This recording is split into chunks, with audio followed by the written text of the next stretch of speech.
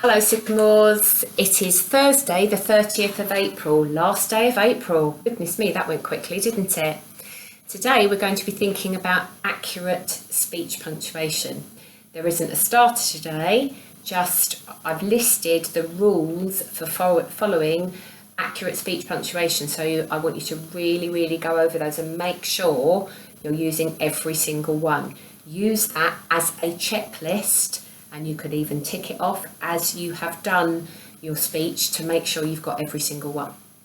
Okay, so part of your sheet tells you to practice putting in speech marks, and then as you progress, it's got some work on, first of all, recognising where would be a good place to put some speech, and then putting it in. So, for example, let's have a look at this. Suddenly, the superhero flew through the window. She picked the two children up and jumped back out into the air as the building collapsed like a gigantic game of Jenga. Okay, so we've got part of a story here. If we write a story all the way through with no direct speech, it gets a bit samey. It's really good to hear what the characters are saying to each other. Just like we want to know how characters are feeling, it's good to know what they are saying to each other. It breaks up the narrative and just presents it in a different way to the reader. You don't want too much speech. That's an absolute no-no. You just want one or two pieces, firstly to show that you can do it, and secondly, as I say, it just gives a bit of variety for the reader.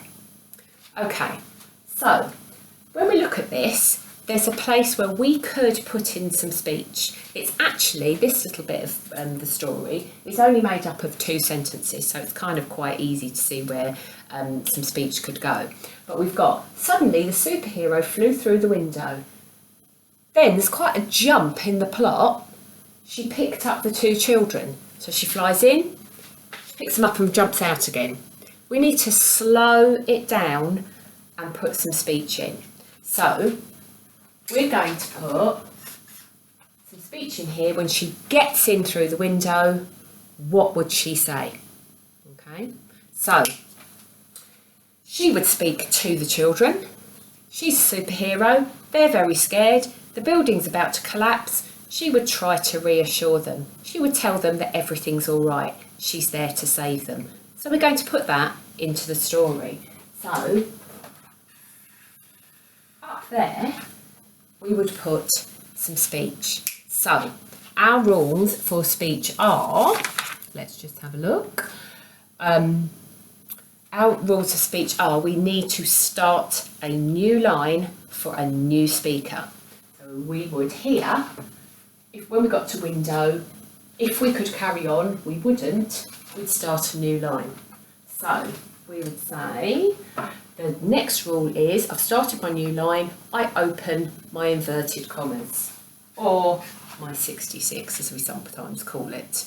Second thing on that line is, we need a capital letter. It's like starting a new sentence. So she's going to say, it's all right, I am here to save you. And I might put an exclamation mark on the end of that because it is quite dramatic what's going on, isn't it? She flies into the window. It's all right, I'm here to save you. So I'm going to put an exclamation mark because that is our next rule. When we have written what is the words that are actually coming out of the person's mouth, you have to have a piece of punctuation. It might be a question mark if they're asking a question. It will be an exclamation mark if they're saying something really funny or ridiculous, or they're giving an order. But it might be a comma if it's not a question, if it's just they've said something, we would put a comma. Okay. Then, next rule is we would put the 99, we would close the inverted commas. So far we've got, it's all right, I'm here to save you. What do we do then? We put a reporting clause. We tell the reader who is saying it, and if we're going to put more detail into the reporting clause, which we might sometimes, you don't have to do it every time. Sometimes it's okay to say, said Superwoman, but usually it's a good opportunity to let the reader know something more about the character or what the character's doing. So we need our reporting clause. So I'm going to put shouted, because we don't always want said. I'm going to put shouted,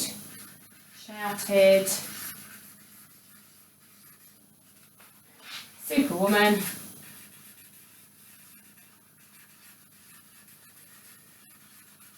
what could she be doing?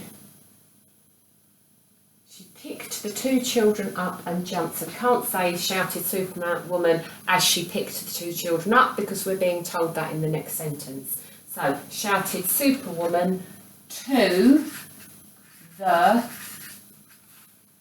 frightened children. So there's my reporting clause. Shouted Superwoman to the frightened children. Who's saying it? Who's she saying it to? Last rule is we must have a full stop at the end of that reporting clause. So there's a lot of rules in speech, so if you use that checklist to make sure you have got them all. So let's have a look at how it reads now. Suddenly the superhero flew through the window. This part would go in there. I would start a new line. It's all right, I'm here to save you, shouted Superwoman to the frightened children. She picked the two children up and jumped back out into the air as the building collapsed like a gigantic game of Jenga. So you need to recognise where it would be good to put some speech, because we've got a great big chunk of narrative. Surely one of the characters can be saying something, and maybe another character can be replying to them. But just one or two pieces of speech, and then you carry on with the story. Then you're also showing me that you can punctuate accurately using that checklist and using the rules like I've just explained to you. Start a new line, start a new line, start a new line. That is the one that a lot of people forget. And once you've forgotten it, you can't go back and put it in afterwards. The other ones you can. But if you don't start a new line, if you carry on over here, there's nothing you can do about it. So, a new speaker, a new line. Okay. I will see you tomorrow. Be accurate with that speech punctuation.